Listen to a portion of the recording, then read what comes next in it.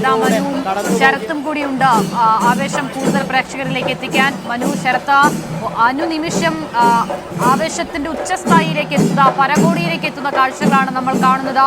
നഗരത്തിലേക്ക് പുലികൾ എത്തുന്നു. എല്ലാ നിറത്തിലും എല്ലാ വർണ്ണത്തിലുമുള്ള പുലികൾ താളത്തിനോടൊപ്പിച്ച് അവർ ചുവടുവെക്കുകയാണ്. വലിയ ആവേശം തീർക്കുന്നുവല്ലേ?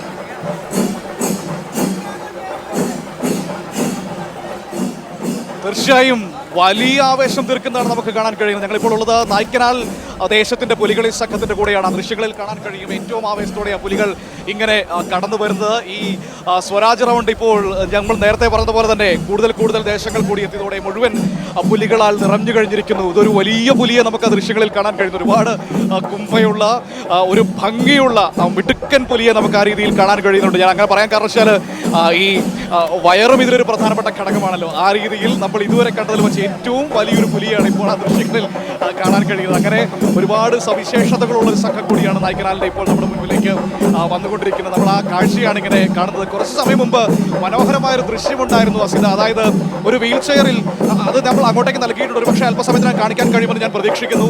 ഒരു വീൽ ചെയറിൽ എത്തുന്ന ഒരമ്മ, ആ അമ്മയുടെ അടുത്തേക്ക് എത്തുന്ന പുലികൾ, ആ അമ്മയോട് സംസാരിക്കുന്ന പുലികൾ, അവരുടെ മുൻപിൽ ചുവട് വയ്ക്കുന്ന പുലികൾ, അങ്ങനെ മനോഹരമായൊരു ദൃശ്യം നമുക്ക് കാണാൻ കഴിയുന്നുണ്ടായിരുന്നു.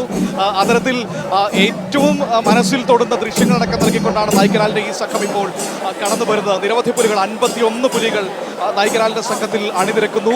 അവരിങ്ങനെ അടിവച്ച് ഇപ്പോൾ ഇതാ താളം മുറുകിയിരിക്കുന്നു. മുറുക്കമാണ്. ആ മുറുക്കത്തിൽ ചുവട് വയ്ക്കുന്ന നമുക്ക് ദൃശ്യങ്ങളിൽ കാണാൻ കഴിയുന്നു. അതിന് തൊട്ടുപുറകിൽ പ്ലോട്ടുകൾ നമുക്ക് കാണാൻ കഴിയുന്നുണ്ട്. അങ്ങനെ ഈ സ്വരാജ് റൗണ്ട് ഇങ്ങനെ ഈ പുലികളുടെ ഒരു കൂടായി മാറിയിരിക്കുന്നു, പുലികളുടെ ഒരു കേന്ദ്രമായി മാറിയിരിക്കുന്നു എന്നതാണ്.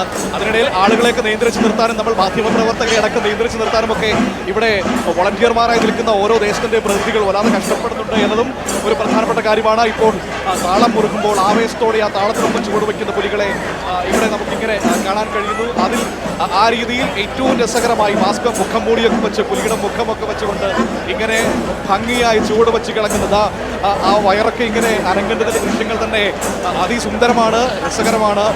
ഏറ്റവും മികവിൽ താളം വയ്ക്കുന്ന ഒരു പുലിസംഘമായി ഈ സമയം വരെ നമുക്ക് ഇവരെ കാണാൻ കഴിയുന്നുണ്ട്. നായ്ക്കനാലിന്റെ ഈ സംഘത്തെ കാണാൻ കഴിയുന്നു. കാരണം ഇനിയാണ് ഇവർ ജഡ്ജസിന്റെ ഒക്കെ മുന്നിലേക്ക് നടത്തിയെല്ലാൻ വേണ്ടി പോകുന്ന അല്പസമയത്തിനകം. അതുകൊണ്ട് തന്നെ ആവേശം മുറുക്കുന്നു, താളം മുറുക്കുന്നു. ഒരുപാട് ടീമുകളെയും കണ്ടു. പക്ഷെ മനു തുടക്കത്തിൽ പറഞ്ഞത് ഏറ്റവും മുന്നിൽ നിൽക്കുന്ന വലിയ 2-3 പുലികളെ കുറിച്ചാണ്. പക്ഷെ ഇതാ ദേശത്തിലെ ഓരോ പുലികളുടെ അടുത്തേക്ക് ക്യാമറ നീങ്ങുമ്പോൾ ഏറ്റവും വലിയ പുലികളുള്ള സംഘം ഇവരാണെന്ന് തോന്നുന്നു ഇതുവരെ കണ്ടതിൽ വെച്ച്. എല്ലാവരും വലിയ പുലികളാണ്.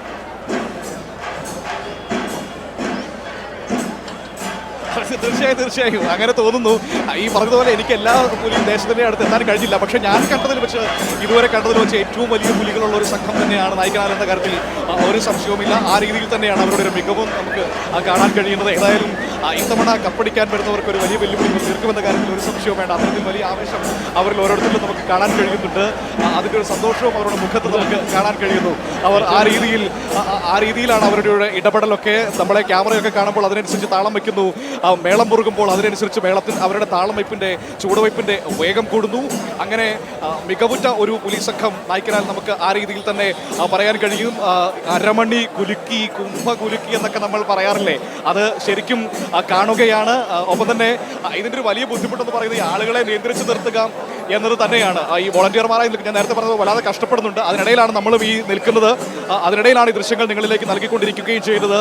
ഒപ്പം തൊട്ടുപുറകിൽ പ്ലോട്ടുകൾ ഓരോന്നായി വരുന്നുണ്ട്. അതായത് 51 പുലികളിക്കാരും അതിന് പുറകിൽ പ്ലോട്ടുകളും അങ്ങനെയാണ് നിശ്ചയിച്ചിരിക്കുന്നത്. അത് കടന്നു വരികയാണ്. ഇപ്പോൾ ഇതിന് പുറകിൽ വരുന്ന അടുത്ത ദേശം ഏതാണെന്ന് നമുക്ക് ഇതുവരെ വ്യക്തമായിട്ടില്ല. ഇവർ കടന്നു പോയതിനു ശേഷം മാത്രമേ നമുക്കത് പറയാൻ കഴിയുകയുള്ളൂ. ഏതായാലും സന്ധ്യ, അതായത് വെയിലൊക്കെ ഒന്ന് താഴ്ന്നു കഴിഞ്ഞിരിക്കുന്നു. ആളുകൾ കൂടുതൽ ആവേശത്തോടെ എത്തിയിരിക്കുന്നു.